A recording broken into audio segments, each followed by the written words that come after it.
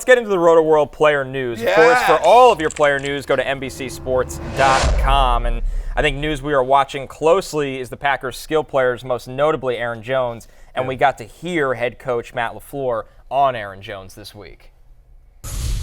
He was on the practice field last week, so we were trying to get him out, last game. But it's just, I don't want to sacrifice one game for a longer period of time. I don't think anybody does. And so until he's cleared, like I said, certainly we all want him out there. We know how valuable he is to our football team, and just in so many aspects, whether he's got the ball or not. But we want to make sure that he's able to protect himself and not going to be at further risk for injury. Matt LaFleur, that's head coach Matt LaFleur saying, and if you read between the lines when he said he's so valuable to him in so many aspects, one of the aspects he didn't mention was keeping A.J. Dillon on the bench. Because it's been tough. It's been tough for A.J. Dillon. Yeah. Exciting for the Packers to get him back, hopefully this Thursday night when they host the Lions on Thursday Night Football. Christian Watson limited practice on Tuesday as well. We hope to see him. And the expectation here, Connor, is that we will see David Montgomery, who is a proud member of Live at Noon on the Cock. Yes, and a proud member of the Quick Healing Club. Yes, David sir. Montgomery dealing with what we thought was a week-to-week injury. He sounds like there's a good chance of him showing up Thursday with that thigh contusion.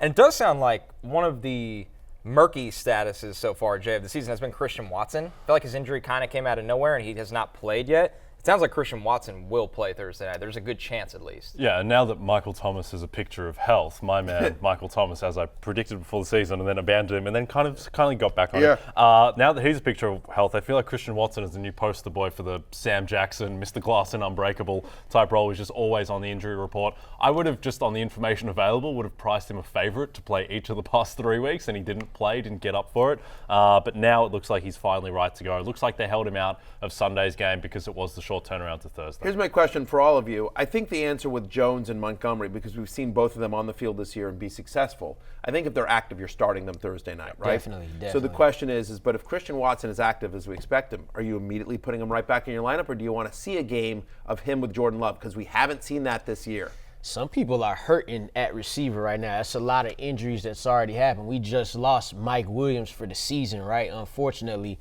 some people were dependent on him as their wide receiver 3 with wide receiver 2 upside. Are some people sitting at this table? Yes, because I got this one lead, man, and I'm just like, come on, man, get in there. And you keep seeing that projection, right, and it's tricking you to making you think that he gonna go get them 15. So depending on your roster, maybe, but in most cases, I would say no. No, you're saying you want to wait and see. Yeah, I would want to wait and see. I think the question is, who's the number one Packers wide receiver that you're starting? Is it Christian Watson because of the upside and what he did in the back end of last year? Or is it Romeo Doubs, who quietly has been very good and has gotten healthier, is playing a lot more snaps, got a ton of targets against the Saints? I would probably go with Doubs just because Watson could be on a snap count. He could not play, just don't know. But Doubs, there's a bit more certainty. Short week, I go Doubs. Dobbs' snap count, as that's gone up each week, the targets have gone up pretty much each week as well for him. I am at wide receiver 38, so I'm sort of with Lawrence here and all you guys here. I think he's going to be a boom-bust player, and it's just sort of a little bit of how lucky do you feel? Like, all he needs is one play to make your night, but the fact is he hasn't been out there, might be on a snap count. Is he going to be limited? Is his timing with Jordan Love connected? Because let's be honest, like, Jordan Love's time. I mean, how many times have we seen Jordan Love miss a wide open Luke Musgrave? It drives me crazy as somebody who's like been a massive Luke Musgrave guy all year. And so, it's just, again, he hasn't been out there full speed, and so you want to see him just finish the game with no setbacks. Remember, this is a dude that run a 4.2. Yeah. These dudes have hamstring problems all the time. So whatever the stats is, you just want to see him finish the game. And all these guys, I think, they're all tied to Jordan Love and how good Jordan Love is. And it's weird because he coming into the season, I think he and Deshaun Watson were the 2 highest variance quarterbacks in the league, just because we didn't know what we were going to get from them. We've seen 3 weeks of Jordan Love. I've still got no idea if he's any good because he's been very efficient. He's also only completing 53% of his passes. He's avoiding negative plays, and he's having big plays, and he added value with his rushing. But certainly I think Watson is the guy you want for the rest of the season over Dobbs, but Thursday night I'd be leaning Dobbs. And while the Packers haven't officially said if Watson's playing or not, he has. I mean, we have a tweet from him basically letting the cat out of the bag here. Packers wide receiver Christian Watson on whether he'll play Thursday versus the Lions. That's the plan, he said. That's from Tom Silverstein, who covers the Packers. So Watson's been pretty vocal. He's expected to play.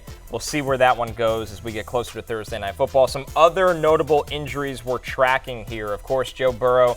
He's just going to be day-to-day with this calf injury for quite some time. But a lot of guys in concussion protocol that we won't have updates on until later in the week. Jimmy Garoppolo, Anthony Richardson, and Jalen Waddle here, Barry. Yeah, expectation, though, news alert that I got just before I walked into the show is that Anthony Richardson is expected to practice today. Now, that doesn't mean he's cleared from the concussion protocol. There's a lot of different steps there. On my old show, Stefania Bell is a master at the concussion protocol sequencing, and it's as she has taught me many years, it is a non-linear injury, and so there can always be setbacks, and so he needs to be cleared by an independent, I don't know, what do you call it? Independent clearer? Whatever. Yeah. I don't know. I think that's the official title. Medical personnel. Yeah, medical personnel, whatever it is. I don't know. The fact of the matter is, but the fact that he is feeling well enough to get, the That's fact that he's feeling well enough to get back out there.